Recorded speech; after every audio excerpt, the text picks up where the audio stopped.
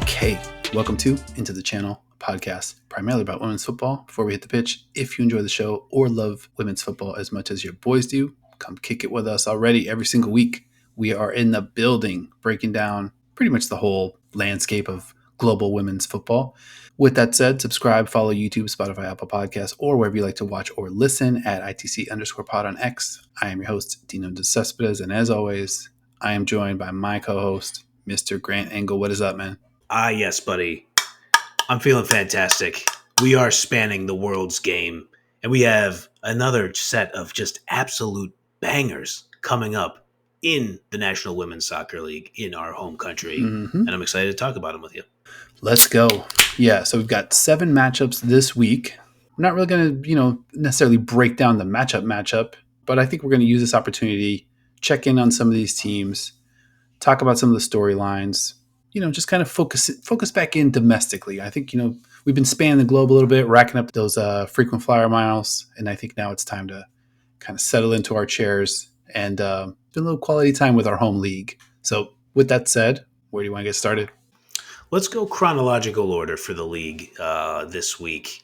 Maybe one of the best matchups on the board in a league that has a lot of great teams and a lot of great players. We're kicking off the weekend with the Washington Spirit versus your Orlando Pride, Friday, April 26th, 7:30 p.m. Eastern, 4:30 p.m. Pacific. I want to start here before we get into the match. A lot of people talking about our gal, your gal, the Zambian wonder, Barbara Banda, who we've been calling Barbara Banda since the World Cup, since we started doing all the research in that. And people keep calling her Barbara Banda. And I just want to know, I thought your research led us down the path, and I trust your research, led us down the path to call her Barbara Banda. Have we been mispronouncing her name? We should have known we would have started here because I would have double, triple checked that. I kind of feel like Banda has always been where it's been at. I thought it was. My initial research, this was prior to the World Cup, and I watched a lot of local TV Zambian football. And on there, to quote, it was Barbara Banda. So let's go. I knew you were watching Zambian television over YouTube. So I'm rocking with Banda as well. I feel like they're probably pronouncing it correctly in Zambia. Call me crazy. If they're doing it wrong, I'm happy to do it wrong alongside them. So let's go. Washington, Orlando. What do we need to know about these two teams? What are we going to be looking out for this Friday? I mean, let's just look at the table first and foremost. The Spirit sitting on 12 points. They're second in the table. The Pride, they're sitting on 9 points. They're fifth in the table. We know Banda has come over. She played her first minutes last week. Oh, yeah. Superstar players, teams in good form, and those players are in good form. But I want to talk about the Spirit's superstar rookie first, Croy Bethune. She's been playing out of her mind. I know you got the numbers on it. Please, I cede to you as the math guy, as the stats guy. How has her play translated into those stats? Well, I want to have some fun with some old takes. I think my take of when Bethune hits her prime, she's going to be the best player on this team. I might be ready to double down on that one because Croy Bethune is teetering dangerously close to Croy F. Bethune status here on the ITC. Let's go. In a beautiful bit of symmetry, 12 shots on the season, 6 on target, 3 goals. So 50% of her shots are on target, 50% of her shots on target find the back of the net. That's pretty awesome. And she had a fucking banger last weekend. Outside the box, absolute laser, just superstar shit. Yeah. And I think she is a big game player. You can see it. She likes to step up in big moments. And one thing that I couldn't help but think about, did a little bit of USWNT talk recently. We picked our Olympic roster, had a nice little draft surrounding that. Go back and check that one out if you haven't seen it yet. When does Croy Bethune get the call? When does she get her camp invite? When do we get to see her mix it up with some of the OGs? I don't know if this is an official time, but the sooner the better, I would think. Yeah, you're right. She's incredible. She has the look of a big game player. I love that you pointed that out. If I can just, and your take, by the way, of saying that she would end up being the best player on the squad, or that it looks like she'll be the best player on the squad, that's going to age delightfully, I think. And if you can if you would allow, my good man, me some room on this bandwagon, I'm not saying this is exactly what she's going to be, but just tell me, when you see a midfielder who maybe by some athlete standards looks a little undersized, and when you see a midfielder go in between two players and squeak out of there with a brilliant touch and then fire a shot past the goalkeeper, I thought that looked like a Lionel Messi kind of play. And she looks incredible. She has 3 goals already. She doesn't have any assists. Just wait, because that's coming, because she's a genius passer as well. So to answer your question before I get way too excited and start making more messy comparisons, you have to get her on. You have to get her into camp and be like, okay, so when do we fit her in? Because she looks like a world beater. I totally agree. I mean, I don't know, she has a knack for it. And I think that's kind of exactly what you want to see, and super high quality play. She's just very sharp, pretty much the total package. I think at this point, still super early, still getting acclimated to the NWSL. This one's going to be a very interesting match come Friday night. 100%. Let me a couple more on, because I mean, this is obviously the Rookie of the Year campaign. It's on. Like, that's happening right now. We're watching it happening for Bethune.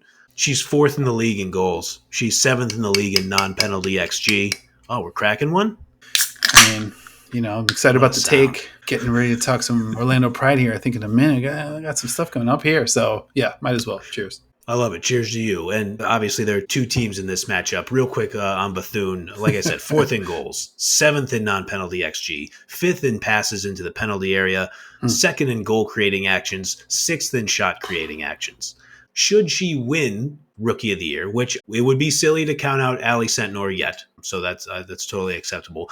But to finish the thought, Bethune, should she win Rookie of the Year, she would be the 2nd Spirit player to win that honor, joining, of course, Trinity Rodman from 2021. Not a bad duo to be working with up front. Yeah, and I think throw Hirschfeld in there, and now that's just a very exciting young team. Hidalgo is on his way, even though Barcelona's having its a little wobbly. That's another podcast. I want to talk about my Orlando Pride. Baba de Banda. The Banda minutes were fucking insane. I mean, I was nervous. I was excited. I was anxious. I was hopeful. Pretty much every emotion you could think of. I ran the whole gamut. Rafael is coming back, or maybe he already is back.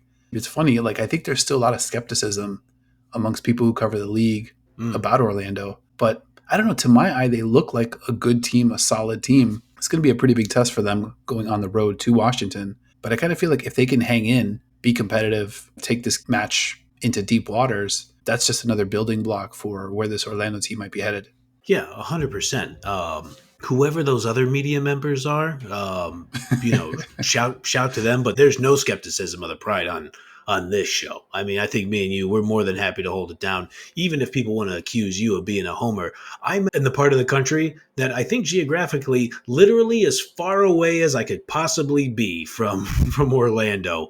And yeah, I think they're going to compete for the title, which is what makes this matchup against the Spirit so incredible. And you mentioned Rafael coming back. I mean, that's obviously going to be a huge bump. You have Marta playing as well as she could possibly play for somebody, at 38 years old, better than a lot of 30-year-olds are going to play out there. Her legend is signed, sealed, delivered.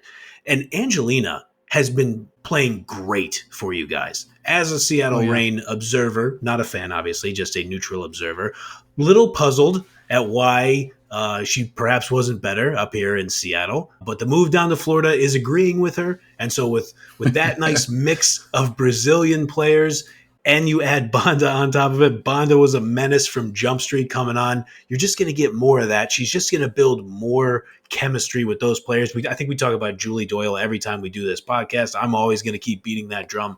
The service that they're going to provide to Banda, I mean, this matchup right here is going to be great. I look forward to the next time these two teams play when Banda has even more time with her side, and then going back to Bethune when Bethune has a little more seasoning too. The next matchup of these two teams is going to be a certified banger as well. This is a hell of a way to start the weekend. Yeah, very spicy. I want to give a couple other players some shout outs here. Adriana's been great. Yep. And one stat I like to look at, expected goals plus expected assisted goals per 90. It's kind of like a nice stat to kind of see who maybe some of the best players are. So on that list, Temo Chawinga's 4th, Bia Zanarato's 7th, the aforementioned Trinity Rodman, she's second on that list. So like it's a good barometer for who's really balling out. First on that list, the Orlando Pride's Summer Yates. Shout out to her. Let's go. Orlando's getting a lot of good, solid play from players across the board. So I think this match is going to be maybe a little closer than people might be expecting off of the straight brand recognition. So I'm excited about this one. Yeah, that's a good point. I mean, I would not be surprised if we see a 2-2 banger in this one. If I could just sprinkle a little prediction out there. No matter what the scoreline is, though, I am just absolutely psyched to see it. I would love that. All right, let's go ahead. Angel City FC hosting those killers. Kansas City Current, Friday night, 10 p.m. Eastern, 7 p.m. Pacific. What will you be looking out for in this one? So the name suits your time zone better than mine, but NWSL After Dark always delivers. So I think we can count on some weird shit happening. I feel like that's probably in the cards. But Angel City, they're coming off a massive win at home versus the North Carolina Courage, who we've talked about as have been playing very well this year. And what do they get for their efforts? A date with top of the table Kansas City Current, fresh off a 5-2 domination of Bay FC. Claire Emsley scored off a sweet free kick. She had a slick chip over the top, coming off of something that didn't look like it was much of an opportunity, and ended up getting the result. So, Angel City, they're kind of flying high. I feel like Angel City had the slow start, but they have a lot of talent on the squad. So do I think like they're going to be looking at KC at the top of the table like, oh boy, we might be in trouble for this one? I don't think so. I think Angel City is going to say, we're at home. This is a primetime game, and we're going to be ready to take on the Current. Yeah, it's funny that you phrase it that way, because I think the complete opposite. I think they're going to look at this KC side and not feel so excited about having to face them. Also fair. Angel City, you mentioned Amesley's 2 goals. I don't want to call them fluky. I know that their XG was a little lower than 2 for sure in that one. The free kick was a beautiful strike. The chip was a little kind of circumstantial, like kind of like a good break for them. They haven't looked great, but on the flip side, this KC Current team, Thelma Chawinga, 4 goals, 2 assists. Bia Zanerato, 4 goals, 2 assists. Vanessa DiBernardo, 2 goals, 4 assists. I want to put like what this team has done scoring wise into perspective. So the most prolific goal scoring team in NWSL history, the 2019 North Carolina Courage, 54 goals in 24 matches. Pretty good. That's good for 2.25 per game. That's no joke. That's the best in the history of the NWSL, 2.25. The Current are scoring 3.4 goals per match. They already have 17 goals. They're a third of the way to 54, roughly, after 5 matches. It took the Courage 24 matches to get to 54. To say this is unprecedented, it's a total understatement. This team could smash that record by September with 10 games left, like if they stay on this current pace. And it's not just one player. Like you can see the assists, you can see the goals spread out across 3-4 players. And I think it's opening things up all over the field. Yeah, I mean, they're absolutely incredible. So we talked about them. Thelma Chawinga, Bia Zanerato, Vanessa DiBernardo. I think it's also worth pointing out that Dabinia has played 31 minutes for Kansas City this season, and they've put up 17 goals. I want to give a quick shout out. Everybody support local journalism. PJ Green, he is a sports reporter at the local Fox news station.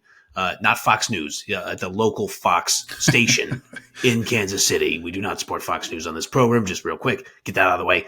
But PJ Green, he tweeted a video on Tuesday of this week of Dabinia participating in training. And it's worth noting that PJ Green also reported on April 10th that Vlatko Andonovski said Dabinia was, quote, a couple weeks away. And that report was on April 10th.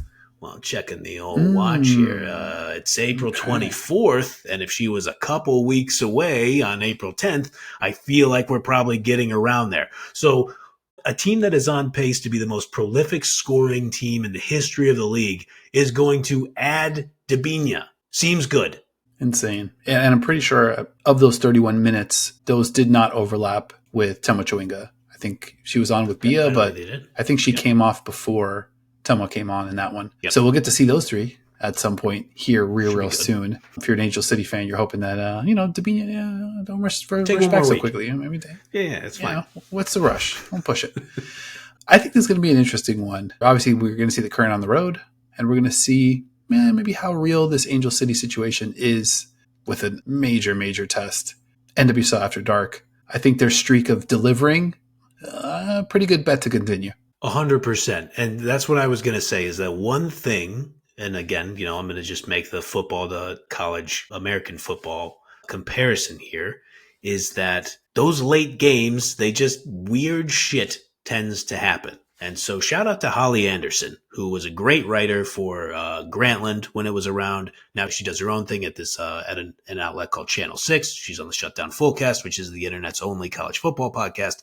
Holly Anderson on Twitter coined the term Pac-12 After Dark years and years and years ago in the early Twitter sphere. And for my money, I believe Holly to be one of the absolute greatest college football writers of all time. So I just want to shout her out that to see NWSL After Dark in our sport get trending, knowing that she kind of mothered that from Pac-12 After Dark like a decade plus ago. So shout to Holly. I love that. Yeah. Shout out, Holly. All right. Let's fast forward to Saturday, April 27th, 7 p.m. Eastern, 4 p.m. Pacific. North Carolina Courage host, not yours, but some people's, Seattle Reign FC. What are you going to be looking for in this one? Yes, my beat as an unbiased reporter, the Seattle Reign FC, right. Surely. Been a rough stretch for Seattle. They've lost 4 matches on the spin. Started the year off with a win over those Washington Spirit that we talked about. Washington Spirit minus Trinity Rodman, but a good win nonetheless to open the year. And then they've gone ahead and lost 4 matches in a row. The offense has looked rough. The link-up play has been kind of ugly to watch. Mm-hmm. Frankly, I don't think anybody on the Reign run away from that. They know they need to be better in some spots there. Bright spot, the defense has looked strong. I don't think you expect anything less from a defensive backline that boasts Sofia Huerta, Alana Cook, and Lou Barnes. You're guaranteed to get great minutes out of them. But your boy was in the building for the last Seattle Reign match, that loss against the Chicago Red Stars. And in the post-match press conference, I asked Laura Harvey how veteran players like Jess Fishlock and Lou Barnes can help the squad get out of a rough stretch like this. Because in that match against Chicago, Mel Swanson was a world beater, but it looked like Fishlock and Barnes were probably the 2 best players for the Reign on that day. She gave me a little bit of coach speak, to just be totally honest, which I expect. You expect them to kind of give that to you. But I thought her answer was pretty interesting when I asked, okay, you got some vets on this team. What do they do to help you break this run of kind of bad form, at least this run of losses? And here's what she said, and I quote, "They show up. I think they show up in different ways. And today, I think they showed up on the field," referring to Fishlock and Barnes specifically.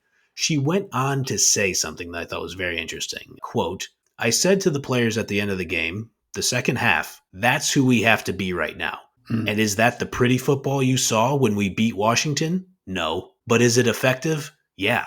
We had something like 34 crosses in the game," referring to the match against Chicago. "That's who we are, but we have to take those opportunities. You can't put 34 crosses into an opponent and not score from them. So I think we're just finding the balance of who we are and those veteran players just showing up in the ways that they do on and off the field.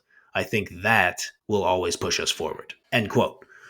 So clear frustration with the attack, but I mean, she talked about that kind of being the Reign's brand of football, where we're going to pin you down on defense, we're going to make everything hard for you, and then we're going to cross the ball in. We just need people to get on the end of those crosses. So I'm looking for that in the match against the Courage, but after a cross-country flight from Seattle to North Carolina, and North Carolina playing at home, I think it's going to be a tall order, but you definitely don't want to lose 5 matches in a row. That would be rough. Looking at this North Carolina team, some pretty interesting trends. They've got 3 wins on the season, all 3 at home, and they've played 2 road matches, 0-2 on the road, 2 losses. So I think the other thing to look at with this North Carolina side, you look at their 3 wins. They beat the Dash, smashed them 5-1. Then they blanked Gotham FC 1-0 and Portland 2-0. Those are both at home, as mentioned. So my brain is kind of thinking through, all right, who is Gotham?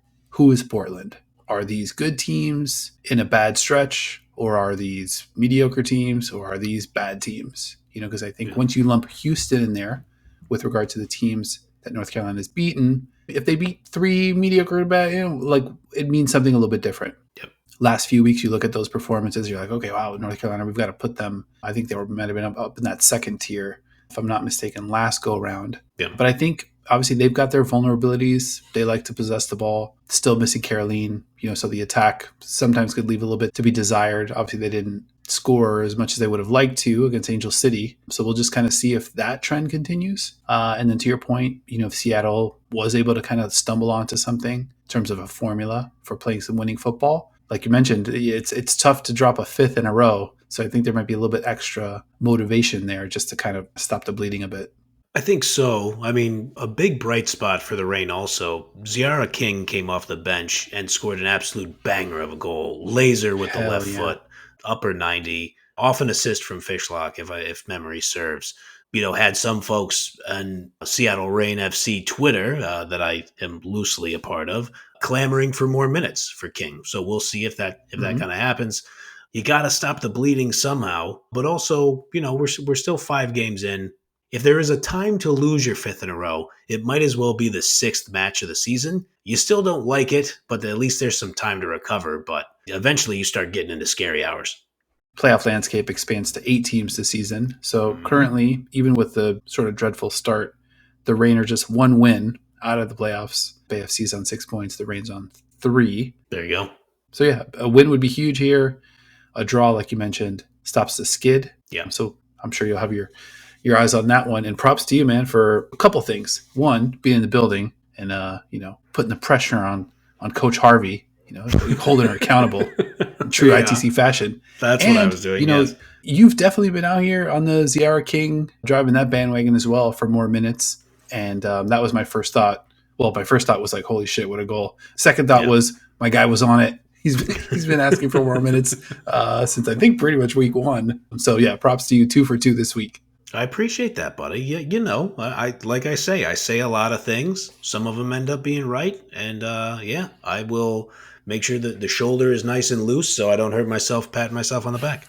Hit a little Pilates, stay loose out there. All right, let's fast forward 30 minutes into Saturday evening. The Chicago Red Stars hosting the Portland Thorns. I mean, obviously you saw Chicago pretty up close and personal. I continue to think that Mallory Swanson is just one of the most dynamic, wondrous players on the planet, basically.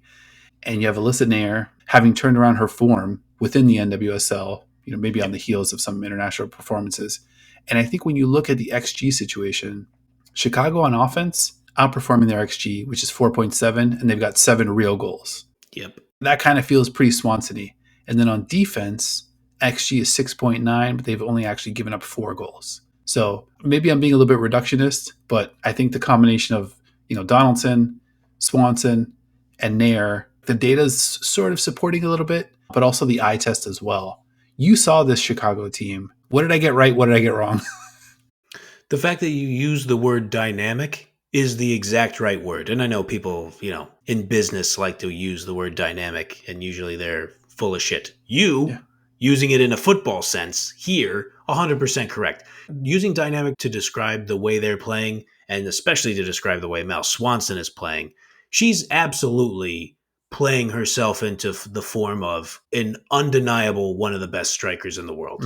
That's pretty easy. She's a one-woman offense out there. Everybody has to be terrified of her. And when you focus on her, now Allison Schlegel is open and available to knock home timely goals. I think they're a scary team. I think you're 100% right about this. I want to shout out a couple of the players on their back line. 26-year-old right back Tatum Milazzo had a critical block right off the line, like as good as a goal. Pulls the ball right off the line, and when Seattle was really pressing in the last 15 or 20 minutes in that match. We've talked about Sam Staub, just an established veteran, an excellent player in this league for a long time. We know Lauren Donaldson's pedigree as a defensive-minded coach, somebody who's able to kind of put together a back four and help them stay organized.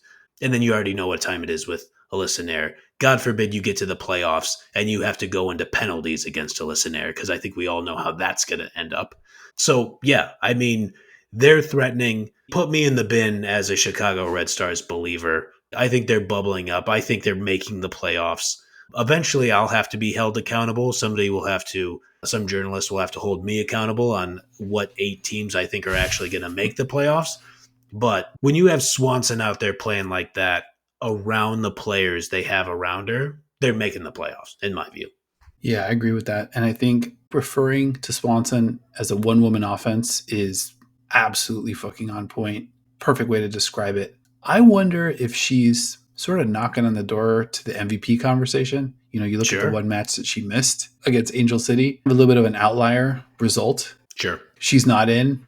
They get blanked against a mediocre team. She's in. She looks fucking like a world beater. So I think that kind of qualifies as in the MVP conversation.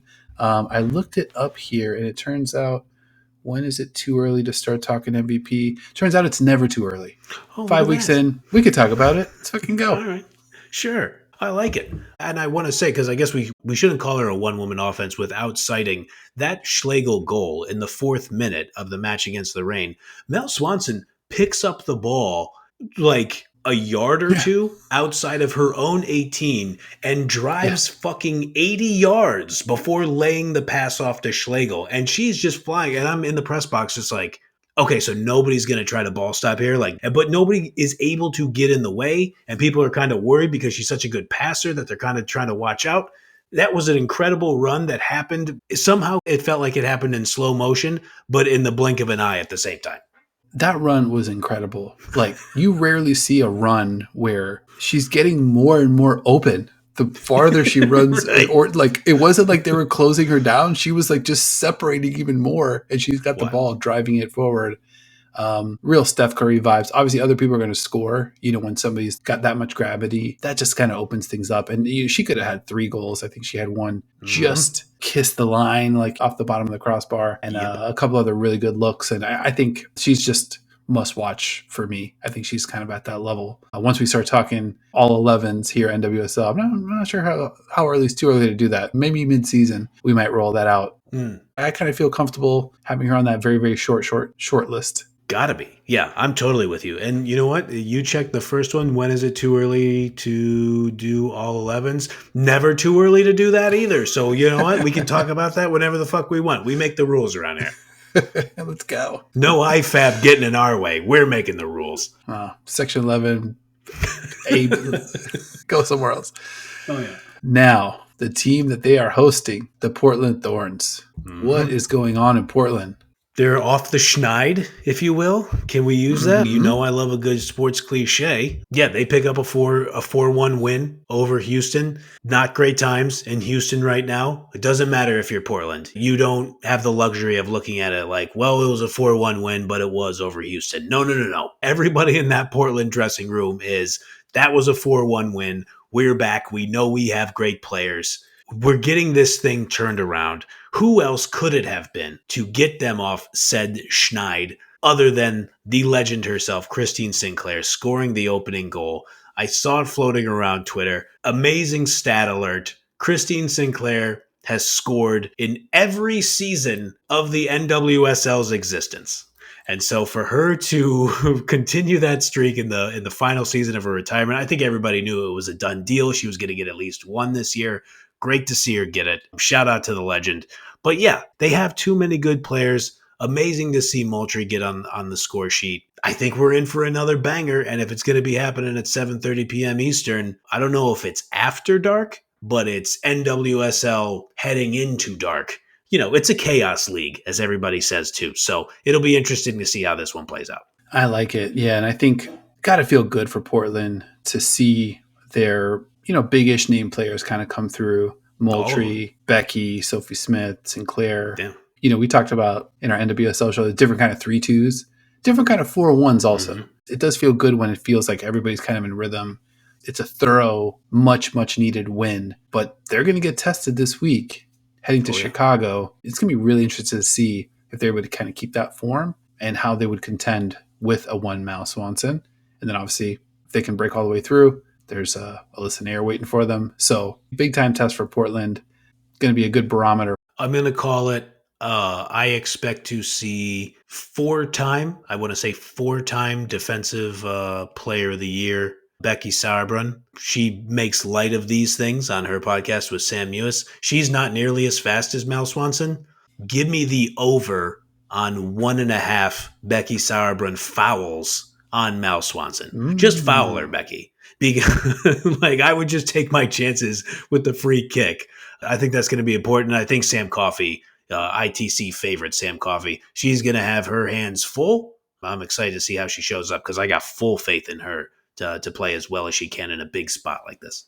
Yeah, that's a great call out with Coffey. I think the one tricky part about Sauerbrunn is like you got to catch Swanson to Fowler. That is true. Got to be within arm's distance, and that's going to be a tall task in and of itself. Mm-hmm. So we'll be locked into that one Saturday evening. Let's head downstairs to the basement. Utah Royals hosting the Houston Dash, same time slot, Saturday night, 7:30 p.m. Eastern, 4:30 p.m. Pacific. One thing that stuck out to me in this one, a lot of similarities when you look at the stats with regard to these two teams. XG is eerily similar. Utah's at 4.5 for 12.8 allowed. Houston at that same 4.5 and 11.5 allowed. These are the bottom two teams in goal differential as well. Utah's -7, Houston's -8. There's a couple teams at -3, so they're well behind the pack. I continue to be a little bit compelled by this Utah side. I think they're kind of like a tough-nosed team. Just talent-wise, they're kind of overmatched week in, week out. Ali Sentnor, she'll let her rip. That trend is continuing. Houston, you kind of wonder, Houston, now that they've moved on from Maria Sanchez, maybe that kind of like releases a little bit of the pressure. Some of the tension in the locker room, that could be, not great for chemistry. They've had some interesting moments at Houston. They obviously got that win at Bay FC, and they made a pretty nifty personnel move this week. What do we need to know about that one? Yes. The Houston Dash signed Brazilian center back Tarciane from Corinthians. Let's go. You will likely recall her, this 20-year-old center back, from her excellent work in the CONCACAF W Gold Cup. They also signed center back Paige Nielsen from Angel City. Nielsen played the full 90 minutes in Angel City's first 3 matches. So in a world, and I feel like we've talked about this on past podcasts, like in a world where teams are going and trying to collect this superlative attacking talent, we were asking, like, who's going to be the team to start signing center backs, talented defensive players who can not only stop the attack, but then also kind of be a part of the buildup. It turns out Houston has kind of raised their hand and said, yeah, that's the direction that we're going to go with this. And I'm really interested to see how it works out. I think Nielsen is an interesting signing for sure, but Tarciane, I mean, let's go. Like, this is a great player to have in our league. Yeah, I mean, she's already a great player. She stood out in those matches against USWNT. For sure. Like just kind of jumped off the screen. Oh, yeah. She's going to be ready to kind of slot right in. Houston's given up 14 goals this season, dead last in the league. They've been fairly productive, 6 goals on the year in 5 matches. That puts them ahead of 4 or 5 teams goal-wise, but defensively they've just been a turnstile. So if you move off of Sanchez, who's eating up a lot of their cap, they got a pretty decent haul for Sanchez as well. Sure. So considering that she might have maybe not been the right way to kind of spend that money, and then maybe chemistry-wise, who knows what's going on behind the scenes, then you kind of double down, you kind of move those chips over to that back line. I think Houston could be, I don't know. I don't want to say interesting, but I think they're kind of in that category where they're going to be competitive in spots. Okay. Yeah. I don't think they end up making that final 8, but I wouldn't be shocked if they're in it in the last couple of weeks. We make fun of in the NFL parlance. Let's go. They might be in the hunt. In the mix. In the hunt. Yeah. Let's go. Sure. Why not? Okay. I like that. I would like to know how anybody who works for the Houston Dash organization would absorb you saying, I don't want to say they're interesting, which is a funny way for them, like, oh, okay, that's a bridge too far. Thanks, bro. I totally hear what you're saying, though, is somebody had to try the zag. And the idea about Maria Sanchez, they were playing her in kind of like weird spots in the field where, like, I just kind of wanted to shake my television and be just like, just play her at left wing. Just put her at left wing. I don't know. What else do we do? What are you going to do? But, whether it's that allocation of the salary cap or whatever, I don't know if they were using her quite right, and that's why she asked out. I have a feeling, with no reporting, I feel like that is probably a part of it. So why not? Why not just be like, okay, we're going to make the trade. We're going to get some stuff back. Double down, as you put it. I think you're exactly right. We're going to put some chips on playing a defensive style. I think it's an interesting move, and it's hard for a team to make a pivot. So shout to them for making a pivot and at least picking a direction to go in. I love it. The Royals, bottom of the standings right now, and the Dash are on 4 points.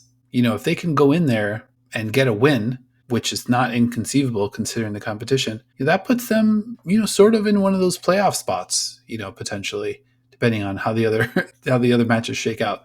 So it might not be their season, but I mean, Tatiana is just such a up and coming, and not even up and coming is kind of a little bit selling her way short. Yeah. Because I think she's going to come in and already be really good. For sure. But I think there's just going to be so much more growth to her game.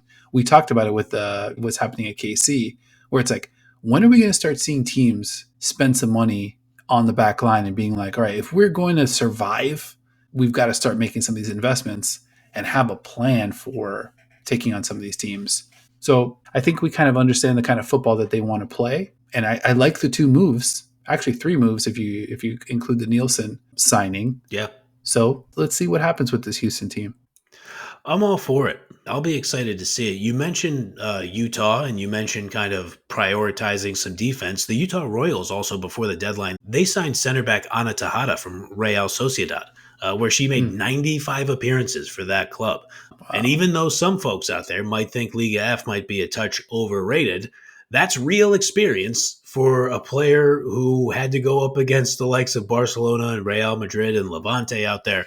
So the center back signings continue. I think your boys, we're speaking of cold takes. I mean, man, we're doing a lot of patting ourselves on the back. It's easy to do that when you're right about a lot of shit, I guess. But it seems like we're seeing kind of that reaction of like, okay, let's get some real talented defenders in here. And I also want to mention that Utah signed Emily Gray, midfielder, coming off to and please, for anybody who like follows the Courage closely, can I call them disappointing seasons? I mean, I don't think she really jumped out from the Courage in those 2 seasons. Utah signed Emily Gray from the Courage, and she has a pedigree. I mean, she was the number 3 overall pick in 2022. So to see kind of Utah and Houston kind of jockeying for position down there at the bottom of the table, interesting signings. They're picking a direction and they're trying to move forward. So you got to respect that. You kind of got me perked up a little bit when you said Houston at the bottom of the table. Now I kind of feel myself becoming a little Houston Dash defender. I'm like, we're not at the bottom of the table. We're in 12th. Okay, I mean, sure, okay. I don't know. I felt a little something bubbling. It's interesting. I'm a little conflicted. Well, look at you. I'm glad you brought up. I'm glad you brought up Ana Tejada and her Liga F experience. Not only did she have to deal with Levante, she had to deal with Levante Las Planas. Let's go. I mean, come on. Good club. What the fuck? Let's go. They gave Barcelona all they can handle today. Hell yeah. So we'll watch this one, not super closely. We might not watch it live. Don't crush us. We might have to catch up a little bit on the replay. Shout out to NWSL Plus for continuing to up their technology game, although there was some hubbub today over the website and accessibility issues. Talk about that one later. Maybe we won't. Sure. Let's go ahead. San Diego Wave versus Bay FC. Battle of California. 2 of the 3 California teams going at it. Saturday, NWSL After Dark. 10 p.m. Eastern, 7 p.m. Pacific. Let's go. Where do we start with this one? What are you going to be looking for?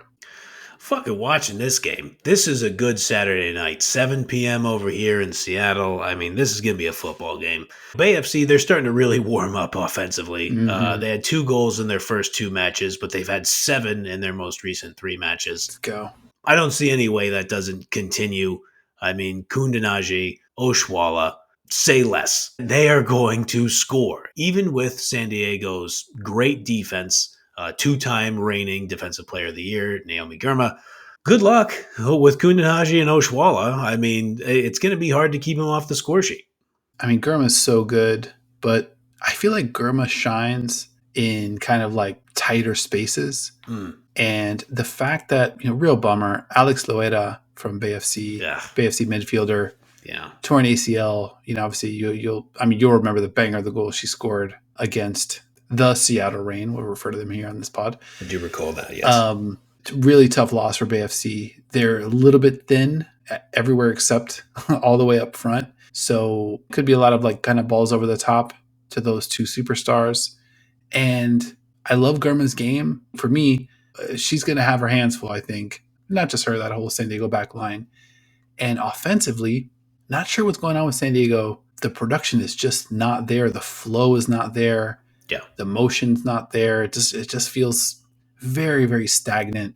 I mean, you kind of feel like they're going to turn it around. I think Jaden Shaw is a little bit of like the key to kind of unlock what's happening. Yep. Because it's pretty clear her skills are not really being utilized. Now, you got Sanchez. We'll figure out where Sanchez is going to play. But it does kind of feel like Jaden Shaw, once we figure out, all right, how can we have her maybe be more of the initiator? She's so smart. She's so offensive, attack minded. She's so dangerous. It does feel like once they figure out how to get her the ball, figure out where to put her and how to get her the ball, things could really open up for San Diego. Yeah, absolutely. So here's what I want to see. You put Jaden Shaw in the middle of the pitch. You have to. And I hope that part of the Waves' strategy in signing Maria Sanchez is to play her on the left wing. Like I said, what I hoped to see Houston do. I hope San Diego follows through with that. And the thing about Sophia Jakobsen, I know she's got a lot of time at left wing. She's a right-footed player. You can play her on the right wing. Sophia Jakobsen is an established veteran. I think she's 34 years old, Swedish international, has played in big matches. You can trust her on the right wing as a right-footed player playing balls into the middle. So put Shaw in the middle of the field, play Morgan at number 9, play Sanchez on the left wing, play Jakobsen on the right wing. Mm-hmm. And I'm not saying this like while I do admit, yes, I am a simpleton. I want to say that I am oversimplifying this. Let's just see how that looks when you put those players in some natural positions that can actually fit with them, with their style of play. And let's go from there, because I'm totally in the camp of kind of what you had mentioned earlier. I'm not giving up on this San Diego team. They just have way too many good players to look like they've looked for the rest of the season. Yeah, I mean, I think even Jakobsen, like when I kind of replay the moments that I remember from her this season, they're pretty much taking somebody on one-on-one. Yep. Creating a chance where there probably was no chance. Right. Very low X chance. She turns it into an actual chance. Right. That's a good call. But I think there's still, the chemistry is not totally there. I don't think it's any one player. It's just maybe a lot of new moving parts. Sanchez, a new one. The season isn't that long. That's the other part. Sure. You mentioned it. 5/26 of the way through the season. That's roughly 20%. Sure. So there's time. Not that much time. The turnaround's got to start pretty quickly here. Obviously, they make the big personnel move to bring Sanchez in. But now it's going to be on Casey Stoney to figure out, all right, how do we make all this shit work? Because we've got talent here, and the talent has far outpaced, the productivity. Understanding that just because Bay FC is an expansion team doesn't mean that every player on there is a rookie or it doesn't have incredible experience. It's their first year together. It's the infrastructure of the club's first year together. Prime time, lights are bright. You're playing against one of the premier franchises in the league. Let's see it. You're doing it. You're the second half of the Saturday night doubleheader. How are you going to show up? Yeah, and I think if Bay FC is able to pull a result here, that's going to be, kind of huge for that Battle of California. It's really going to be carving out some territory type feel. The thing with Bay FC, you know how they want to play. Yeah. They want to get the ball up. They want to give those forwards a chance. And on set pieces, they want to utilize the gravity of those forwards to open up stuff for other players. Pretty straightforward recipe, but one that even if you know it's coming, very hard to stop. So I think this one's going to be maybe one of the more compelling matchups this weekend. For sure. I love the Battle of California stuff. I mean, again, to reference college football, that's like some old school Steve Spurrier being like, win the state of Florida, you can win it all. You know what I mean? That is great. And if you win the state of California in the NWSL, you have a great look at making the playoffs and making a deep run. Let's flip the calendar to Sunday. The closer, 5 p.m. Eastern, 2 p.m. Pacific. NWSL before dark. Sure. We're not even teetering anywhere near dark. It's going to be a nice game time. Maybe a little, I don't know if it'll be sunset. Yeah, it'll be roughly sunset. Well, what are we in April? East Coast. Yeah, it's going to be a nice hue on the screen here when Gotham FC hosts Racing Louisville. There we go. Louisville, another team that, in our past lives, we like to talk about those teams that just kind of catch your eye, just in passing, you take a second look at. Louisville's a fun team. Still unbeaten. Nice win over Utah, 5-1. Soft schedule, though, so far for Racing. They played Orlando, at Houston, at Portland, San Diego on the schedule, and home against Utah. Going to Gotham, this will be a pretty big test. Anything specific you're going to be looking for when the undefeated Racing Louisville head to our old stomping grounds? I think we just got to say, Adi Borges is still working her way back into game shape. Mm-hmm. She played 11 minutes 2 weeks ago versus San Diego, and she played 54 minutes last week against Utah. So we talked about with Kansas City how, Dabinia has really yet to play for them. Adding Borges when she's feeling back to full strength with Kanu and DeMello, now we're really cooking with something. I'll fully admit, I was a little skeptical of Louisville, and I thought, okay, we're getting a lot of draws. They're a tough, gritty team. There comes a point where you need to start really pulling results of actual victories instead of just draws. They've won me over. This is an awesome squad that controls the ball, controls the pace of the match, really, kind of dictates the terms. And now you're going to add Borges to that mix. I think they're super dangerous, and I think Gotham is going to have to play not a good game to get a win. I think they'll have to play a great game to get a win, and they'll have to play very well to even force a draw. Wow. Yes, it sounds like you're pretty low on Gotham, which I think with good reason. They've looked very, very shaky. One quick thing before we jump off of racing, though. I mentioned that stat, that XG plus XAG, which is expected goals plus expected assisted goals, again, per 90. This is courtesy of our friends at FB Ref. I mentioned those players that showed up in the top 10. You got your Chewingas, you got your Bias, you got your Trinity Rodmans. Louisville has 3 players in the top 10 of that stat. Come on. Talk about a shocker. 3 of the top 10. Savannah DeMello, she's 8th. First round pick in the 2024 NWSL draft, Raylan Turner, she's 10th. Mm-hmm. And their second round pick, Emma Sears, out of the Ohio State University, 3rd in the entire league behind only the aforementioned Trinity Rodman and the also aforementioned Summer Yates of my Orlando Pride. Let's fucking go. But how about that? Racing Louisville, 3 players on top of the players that you mentioned, Canu and some of the others. So they're starting to put it together here with regard to, it's not a bullshit team personnel-wise. No way. And I think they've got the personnel, and now they're starting to stack up some of these results. I think I agree with you. I think Gotham's going to have to really bring it to get a result out of this one. And you were on it early, man, when I had said, I kind of jokingly said last week, I don't love this strategy of them drawing every match. But you were right on it to say, well, you know what? They're at least drawing every match, which is a real thing. They're clawing out a result every single time they're on the field. And they always have that looming threat of Taylor Flint. Shout out to my lovely wife, Jennifer, and hashtag tall girl bias, tall girl energy, as she likes to say. TGB, TGE. Sure. Exactly. Korniak, you have to be terrified, or pardon me, sorry, called her Korniak. Taylor Flint.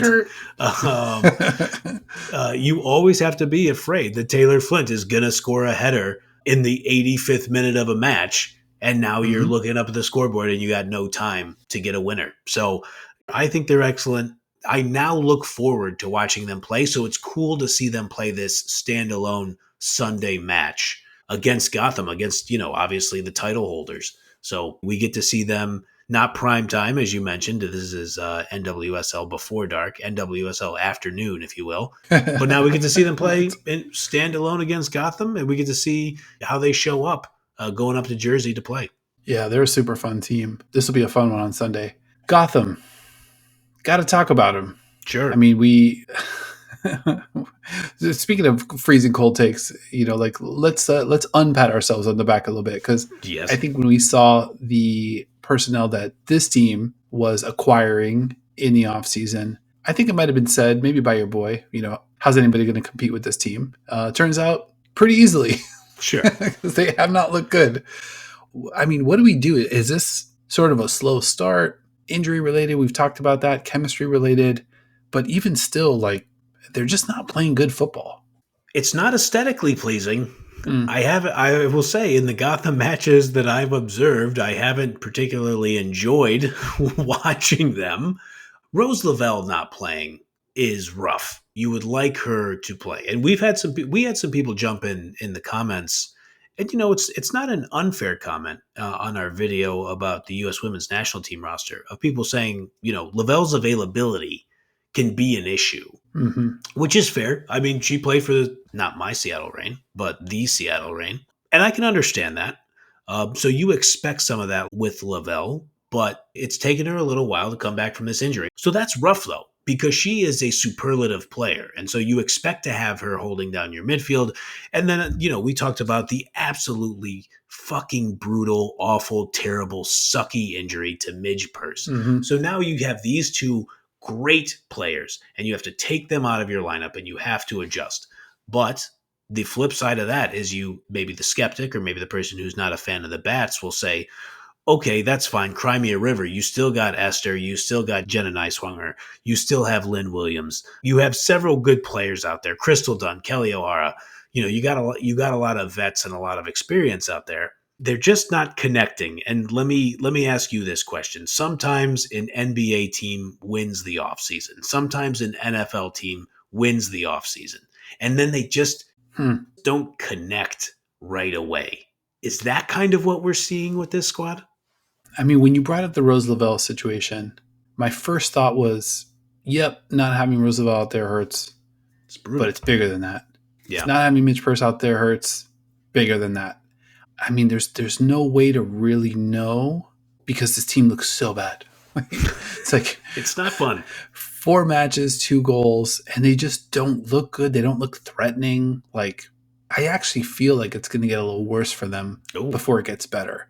And, chemistry is a real thing, and I think like that takes a little bit of time to develop. But the other kind of key thing about chemistry, we were talking about it a little bit pre-show as well with my Miami Heat, is like there is a hierarchy, right? Yep. There are players who should be getting the ball, and there are players who should be on the ball a little bit less, and I think like if it's not understood how that should be flowing, and sometimes like the younger players, I'm thinking about like a Neiswanger here, like maybe making her more of a focal point in the offense in lieu of maybe some of the vets, Sure. Like I think maybe there's a lot of vet service and it's like, okay, we've got these, players that have been there and, they've carried us there. And it's like, it's like kind of giving Kobe that, whatever, $80 or $90 million contract when he's late 30s, RIP to the legend. RIP to the Mamba. But I'm cracking another one in respect, in deference to the Mamba. Love it. Perfect timing. But I think they've got to kind of reshuffle, maybe who the focal points are more in line with basically who's producing. Let me float this. That's a really interesting viewpoint. Do you play Neiswanger in like the Olga role that she has for Real Madrid, where it's like, yeah, you're our left back, but you're low key like the focal point of our offense also? I mean, well, why not at this point? Yeah. She's good for it. She had that monster goal she believes, and she's happy to kind of take the ball up the field. She's in that category for me, like the Olga, Salma Basha, Karshawi category, where it's like, yeah, I trust Neiswanger to like initiate, drive the ball forward, be able to keep possession, and be able to track back if needed. And to be honest, defensively, that's not really their issue. Like I think they've only given up 4 or 5 this season. Let me just fact check that real quick. Yeah, XG allowed 5.2, and they've given up. Yeah, they've only given up 4 goals. Yeah. So defensively, I mean, that's not where your issue is. I think offensively, they're zero threat. Like they're just zero threat. Yeah. And Neiswanger is an up and coming player. I mean, I'm not sure. I mean, I'm just kind of throwing shit out here, but I do know for sure they got to do something different. They need a different approach. That is fair. I'm pretty positive on that. That might not be the answer, but it might be time to kind of switch it up and change that key focal point. So we'll see. Good opportunity for that this weekend. Obviously, this entire podcast, this entire show is just a mere smokescreen for Dino and I to get positions on a professional in a professional football club. So hear us out now, Juan Carlos Amaros, head coach, manager of the year for Gotham FC last season. Do something different. Try something else. So that is the official ITC suggestion. But no, you're right, man. I mean, because it's not working. And so you got to do something. So yeah, I love the idea. That is some cool shit though, like getting Niswanger more involved. And like you kind of have to, at that point, you have to tell Tierna Davidson. You kind of have to tell Crystal Dunn. I actually wouldn't hate getting Crystal Dunn. You could be like, hey, you could be our midfielder. You could play defender at times. Maybe if nothing is working up top, maybe just put fucking Crystal Dunn at right wing. You know she can score. She's a great scorer. So I'm gonna guess Juan Carlos has probably considered some of these things. Maybe we don't have completely new ideas for him. But give us a jingle, Juan Carlos. Sound off in the comments. Let us know. We're easy to find. If you want to hire us to the staff, me and Dino's a Brooklyn guy. I lived in Manhattan. Shout out Roosevelt Island. I lived there for a while. We can move back. We can figure this out. We'll add us to the staff. We'll help you get this shit back on track. Yeah, Crown Heights, hop on the 2. Let's connect to the path. I'll be in there, 60, 75 minutes. No problem. Hell yeah. Yeah, I mean, I can actually see them. Again, we're coaching on the fly here, so we're flipping the resume to page 2 here. I could kind of see them taking a page out of the Chelsea book from last weekend, where it's like, all right, Tierna Davidson, Niswanger, Crystal Dunn. If you get the ball, go forward with it, and we'll rotate behind you. And you've got dangerous players up there, but like let's fucking pick up the pace a little bit. Let's give those talented players an opportunity to turn defense into offense more quickly. I love it. Because like the slow buildup, just, chopping wood takes 30, 45 seconds to work the ball up the field. That shit ain't working. Yeah. There was a lot of talk this week about maybe like the new look offenses in the NWSL with regard to like go, whether it's like Bay FC, you talked about them kind of hitting their stride, Orlando, Vonda, Marta, Adriana, Casey Current, obviously you already know what time it is. It's almost like the league is evolving so quickly that last season is like just out of style. It's gone. Like we need something new every season, and it could swing back the other way. And who knows? Maybe my Houston Dash. Yes, let's go. You're in. Investing in the defense. Now that's like what do we like to talk about? The adjustment to the adjustment. Maybe they're ready for 2025. And they're starting from the defensive side of the ball, the Baltimore Ravens of the NWSL. Let's go. I mean, they could end up being the Houston Texans of the damn NWSL. You got Tarsiane. Tarsiane, I mean, I understand she's a defender. Maybe she's your CJ Stroud. CJ Stroud is young. Tarsiane is only 20. I like this. I mean, and any excuse for us to go to Houston. I've been there. I've actually, in a weird twist, the only time I have ever seen my favorite football club, Manchester City Football Club, play is in the city of Houston. And I fucking enjoyed the hell out of my time down there. So anytime we can go down there, we can listen to some Slim Thug. We can listen to some Paul Wall, Mike Jones. Let's fucking go. Any excuse. Travis Scott. Yeah, sure. A little Beyonce. We're going to mix it up. I mean, Bun B, rest in peace to the legend Pimp C, like friend of the working man, friend of unions, Pimp C. Shout out to him. Any excuse we can have to Houston. If we want to start adopting Houston, now that I talk this out more, I'm right in there with you. Let's go. Okay. I got some family out in Katy. It's one of the burbs, one of the Houston burbs. But we got a place to crash if needed. I'm in. You already know that we're heavy J Prince supporters, so obviously, I feel like we're certified, at least halfway certified. I hope so. Definitely with him. So yeah, obviously nothing but love and respect to J Prince, the man down in Houston. So yeah, we can hit up Trill Burgers. We can do all kinds of stuff. I mean, it's a beautiful place with amazing culture. The street art is wonderful. I just enjoyed the hell out of my time down there in Houston. And then I watched City play Club America down there from Liga MX. Hell of a football game. And the culture, I mean, the Club America fans in Houston were fucking outrageous in Houston Texans in their stadium. It was super rad to see. Luckily, I was sitting next to a guy wearing a Kevin De Bruyne Belgium jersey. And he was a native Spanish speaker. And he was just talking cash shit to all the Club America fans on behalf of us as the City fans. I realize I'm on a tangent, but Houston A+ certified. Food is A+. I fucking loved everything about there. So let's go Dash. You've talked me into this. I realize this is late in the podcast for me to be in. I'm way in. Let's go. Let's go. Shout out to KDB, Belgian, Jersey, Spanish-speaking guy in Houston. Just holding it down. That's my guy. All right, man. Anything else you want to hit before we get out of here? I think we covered the entire league. We're in for a hell of a week. Man, it's just like you mention it every time that we talk about the league. You look at the schedule and then you text me and go, just a ton of fucking bangers on the schedule this week. Like, oh, yeah. This is an NFL, and I know me and you, we've pretty much walked away from the NFL, but like the reason people started to enjoy that was because they liked a lot of the matchups, and I feel like we are just firmly entrenched in this. Like such a high percentage of the matchups are just filled with intrigue and excitement. I just look forward to every single week in this league.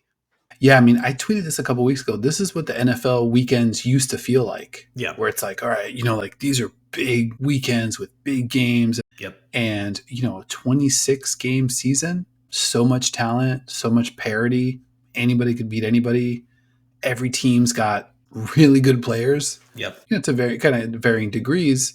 The depth is, I think, what separates these teams. But every single week, what do we get? 3, 4, 5 matches? It's like we got like must watch, and then you end up kind of like dipping your toe into all 7 when it's all said and done. I think we're just gonna get another banger of a weekend. Yeah, no doubt. And so I am very much looking forward to digesting all of that and then talking to you about it next week.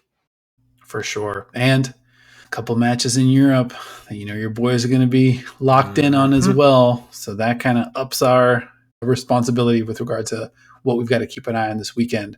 We will be back to cover those 2 Champions League semifinal matchups early next week. So we'll be excited about that. All right, man, I think we did it. This has been another episode of Into the Channel. Thank you for watching, listening, liking, subscribing, chiming in, just plain hanging out with your boys. We appreciate everyone who rocks with us. And remember, like if you like the video, and subscribe or follow Into the Channel, YouTube, Spotify, Apple Podcasts, or wherever you like to watch or listen, at ITC_pod on X. And a big thank you as well to my co-host, Mr. Grand Angle. I'm going to check the clock here. We're right about the 90-plus minute mark. We might be in the stoppage time, but my guy's never afraid to go all 90-plus. He's here. He's ready for it. I appreciate you, man. I appreciate you, buddy. Yeah, I'm looking forward to recapping this next week of matches with you. I mean, obviously, we got the UWCL, UEFA Women's Champions League coming up. I mean, no matter what, it's always thank you to the people who enjoy the program, who leave comments. You guys are teaching us. I saw some just incredible insight in a lot of the YouTube comments. People who are watching the games, bro, and like helping us with our breakdowns, giving us some historical insight, giving us real-time insight into how the matches played out. We very much appreciate you guys. So whether I'm in Seattle and Dino's in Orlando, or whether we're in Houston still tipping, shout out to the people's champ Paul Wall. We appreciate you guys, and we will see you next week.